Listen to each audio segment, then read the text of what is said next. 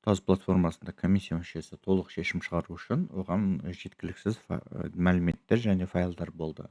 Енді ол файлдарды төраға арқылы педагогтан сұрады да, педагог сілтеме жіберді. Сол сілтемеге өткеннен кейін әрбір комиссия мүшесі сілтемеден кіргеннен кейін толық мәліметтерді, файлдарды қарап шықты. Енді Таз платформасында шешім шығару керек. Ол үшін комиссия бөліміне өтеміз. Комиссия бөліміне өткеннен кейін комиссияны таңдаймыз. Осы жерде міне осы педагог бойынша бізге қайтадан шешім шығару керек. Ол үшін біз кірген кезде бізде білім сапасын қамтамасыз етуде, осы жерде білім сапасында мониторинг жеткіліксіз болды және жетістіктер бөлімінде білім алушының жетістігі файлы қате енгізілді. Енді осы екі файлды қайтадан сұраттық. Сұратқаннан кейін біздің балымыз барлығы осылай тұр.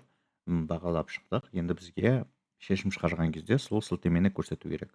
Ол үшін шешім шығару батырмасын басамыз. Батырмасын басқан кезде сәйкес келеді. Осы педагогтың портфолиосы шешімнің негіздемесіне осы жерге сілтемені осылай көрсетеміз. Және осы жерге жазып шығамыз. Мәлімделген санатқа сай келеді.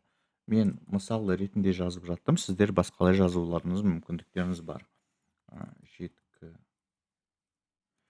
Шешім шығару үшін толық файл болмаған себеппен қосымша сұратылды.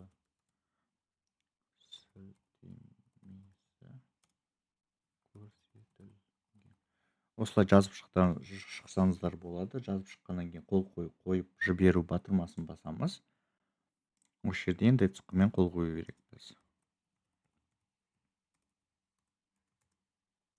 Цифрмен қол қойғаннан кейін мына жерде шешім сәтті қабылданды шығады.